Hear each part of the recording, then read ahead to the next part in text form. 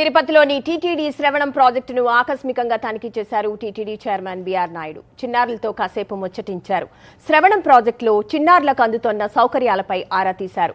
పిల్లలకు సులువుగా జీర్ణమయ్యే ఆహారాన్ని అందించాలని జేఈఓ గౌతమిని ఆదేశించారు టీటీడీ చైర్మన్. పిల్లలకు అందించే పాలు, స్నాక్స్ ను 2019 నుంచి ఇవ్వడం లేదని, డే స్కాలర్స్ కు అల్పాహారం, భోజనం పెట్టడం లేదని టీటీడీ చైర్మన్ దృష్టికి చిన్నారుల తల్లిదండ్రులు తీసుకువెళ్లారు.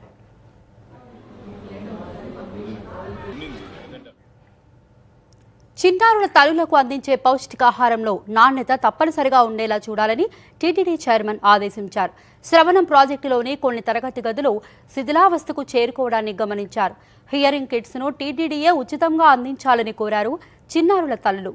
శ్రవణం ప్రాజెక్టులో పలు సమస్యలను తన దృష్టికి తీసుకొచ్చారని, నెల రోజుల్లో వాటిని పరిష్కరించే ప్రయత్నం చేస్తానన్నారు TTD chairman BR Naidu.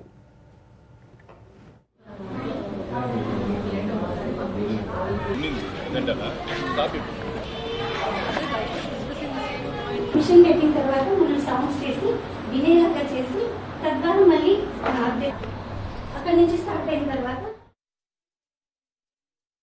Amount of ఏదైతే ఉందో స్కూల్ కొన్ని విషయాలు మా దృష్టికి వచ్చినాయి. ఈ భానుప్రకాష్ రెడ్డి గారు కూడా తీసుకొచ్చారు నా దృష్టికి. ఒకసారి చూద్దామని వచ్చాము.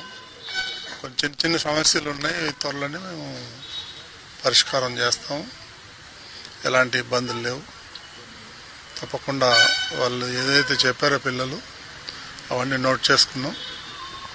త్వరలోనే ఇవన్నీ సాల్వ్ చేస్తాం.